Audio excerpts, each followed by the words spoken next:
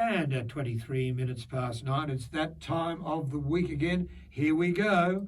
It's time now for the latest news on what's hot and what's not in the world of technology with Matthew Dickerson on Tech Talk. Here on TCFM 88.9. Morning, Matthew. Yeah, good morning, Richard. Always a pleasure to be in the studio with you, especially when it's cold outside and it's warm in here. Yeah, no, we're down to shirts in here because it's lovely. It's 23 degrees. It's outside at the moment. I'll just give you a little run. Outside at the moment, it is, boom, 5.5. Yeah, And it feels like zero. What if it feels like zero? Let's call it zero. I don't understand that. Yes, I know. Well, the forecast always says the thermometer is saying this, but with the wind and everything, the wind chill factor, which is from the northwest at the moment, out at the airport, 26 kilometres an hour, so that'll freshen you up. It's not quite so bad here, and it was sprinkling a moment ago.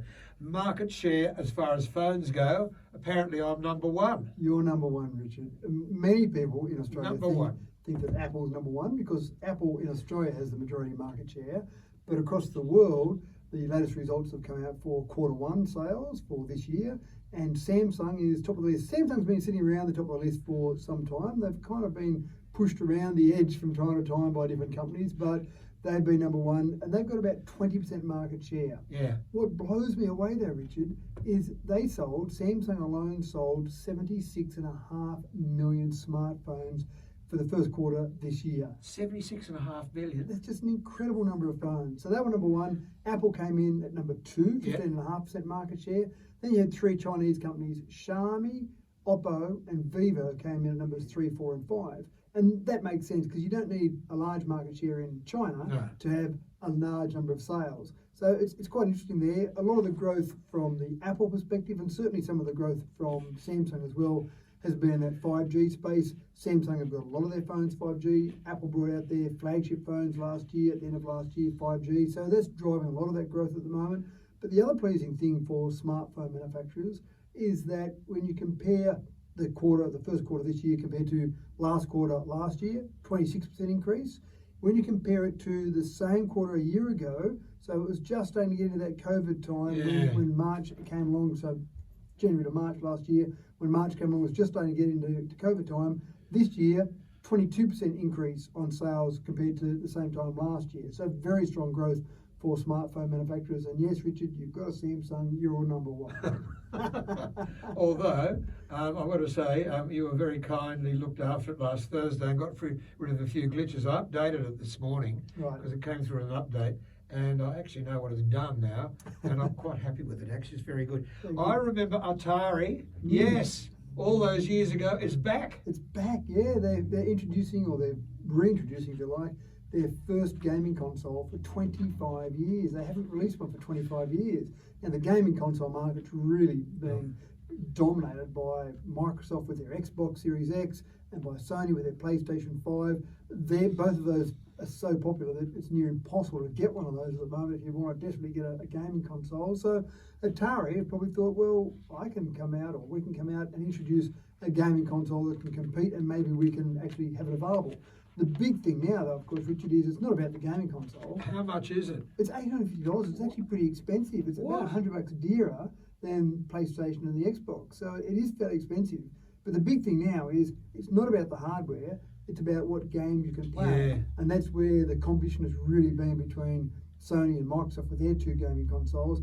So Atari have taken a slightly different approach. Rather than introducing a gaming console with their operating system and having specific games for that, they've really introduced a gaming console that's just a powerful PC. So it's really a PC gaming console. You can put Windows on it, you can put Linux on it, you can put the Atari Linux operating system on it, and then run, as so many games are now run, basically streaming games. So it's not going to be an old, hey, I've got Space Invaders or Asteroids on my Atari. That's a smart move. Well, it's a different move, and I'm not convinced it'll be as big a seller as Atari would like, because if you've got a computer already, then you've already got effectively a gaming console. So, but I think from the perspective of trying to catch up to the other two major players and get all the software manufacturers to basically bring out games for you, that's a big ask. So I think it's a smart move from that perspective.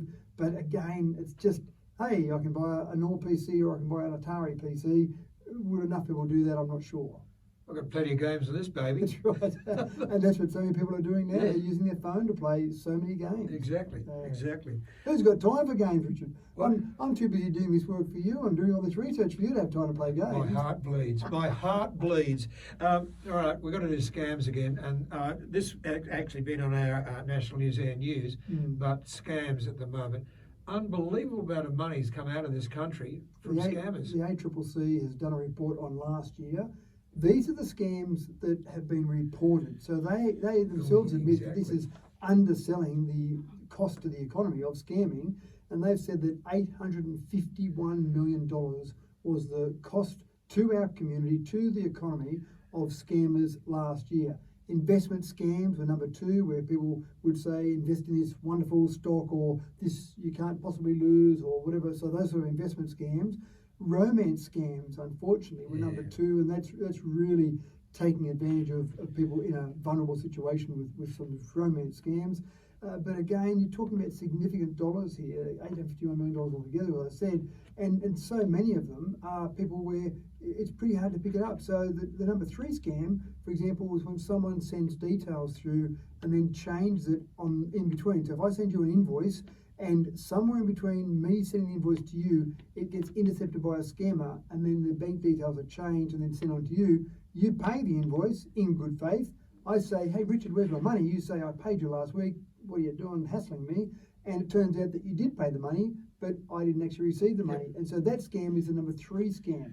And that's really easy to fall for, because you get an invoice from someone that you know has done some work for you or supplied you some goods, so you pay the invoice, but it doesn't get paid to the right person. So my advice with that one is, anytime you see any change of bank details, in fact, anytime you receive an invoice from a new supplier, then I would actually ring that supplier first and say, what are your bank details? Please tell me. I want to hear a person tell me what your bank details are, rather than rely on that email that comes Exactly, through. yeah. And I've actually done that. Yeah. I did that a couple of weeks ago with an invoice I wasn't sure about. Yep. Okay, the work was done, but it was the work was done by a subby, and then I got the invoice from the actual company. I thought, hello, what's this? Well, the worst one I've heard of is someone bought a car, the invoice was sent through, it was about a $70,000 car. They paid the invoice, but it had been intercepted in between the invoice being sent to their $70,000 that went to someone else. It's $140,000 for a car. Right. Not good value. No. Okay, I want to ride an e-bike around Brizzy. Yeah, I'm pretty excited by this. I've ridden scooters around in different countries around the world back in the old days when we could travel around the world. And e-scooters, there's often ones you walk up to, you scan the QR code with your phone and you jump on it and away you go. Brisbane in Australia, I hate to talk about Queenslanders leading the way in anything, especially on Wednesday, State of Origin Wednesday, Day. State of Origin, I was about to say the same thing. But Brisbane are leading the way across the nation in terms of the e-mobility. So they've got e-bikes and they've got e-scooters up there in Brisbane. They had Lime, which was a very common company around the world with scooters. They had Lime providing their e-scooters, but they've now just gone out and re-contracted or put it out to contract, and they've just awarded 2 new contracts to 2 companies for e-bikes and e-scooters. They've got 1,000 e-bikes and 400 e-scooters for each of those 2 companies. And so those 2 companies now are supplying Brisbane, all of Brisbane, with those bikes and scooters. Now what they're finding when they look at the stats is that people are now choosing to use those modes of transport over public transport. What they're finding is that the amount of people are using those devices from pre-COVID comparison to now is back over 100% to pre-COVID times. Public transport is only back to about 70% of pre-COVID times. Yeah. So the people are saying, well, for 2 reasons. Probably one, they are convenient, they are nice and easy to just get on and get off wherever, but also people don't want to be on the crowded buses, crowded trains, they don't want to get onto those crowded environments, they'd rather be on that scooter or that e-bike. And you know, I love riding them, and I'm a bit of a fan of riding bikes anyway, but I love riding them around. But again, it's the convenience of, I get on it here, I ride it to exactly where I want to go, and I get off there, park it there, take my phone out and say that I've gotten off the actual scooter or bike now, and then leave it there for someone else to pick up. So it's door to door almost. So that's fantastic. I like the idea. I did it around Hollywood and Vine because it's a bit steep. Yeah.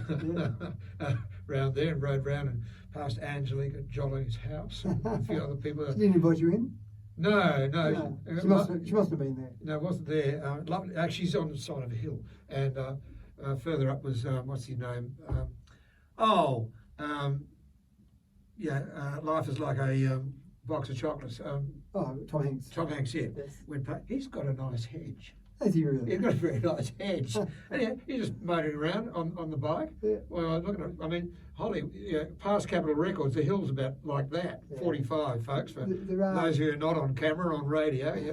There are many companies around the world that create that whole tourism aspect of it, where you can come and get on a e-bike tour. You turn up to a city for the first time, you jump on your e-bike tour. But Brisbane's going very well with them. I'm very impressed with their. I'd attitude love to approach see them. e-bikes here. They'd work really well here because They we're would. flat. We're flat, and most of the time, ignore today, but most of the time we're warm enough. Yes, exactly. Or maybe too hot sometimes. Mate, you're getting old. I am getting. You're getting old, and you know why you're getting old? Because you can't remember what you do after a Zoom meeting. It is a common thing. People have a Zoom meeting, they've all sat around, they've done their video, and then at the end of it they say, wait, was I meant to do something for that meeting? Did I have some task I was meant to do? So then you can go back and look at the video, but that's a bit of a pain. So some companies now are offering an automatic transcription service. I think this is a fantastic idea. Yeah. So at the end of the meeting, you've got the full meeting notes. There's everything that was said on the meeting. Great. Oh, that's right. Look at that. Jimmy said, can I go out and take care of the widgets? I'll go and do that. No problems at all.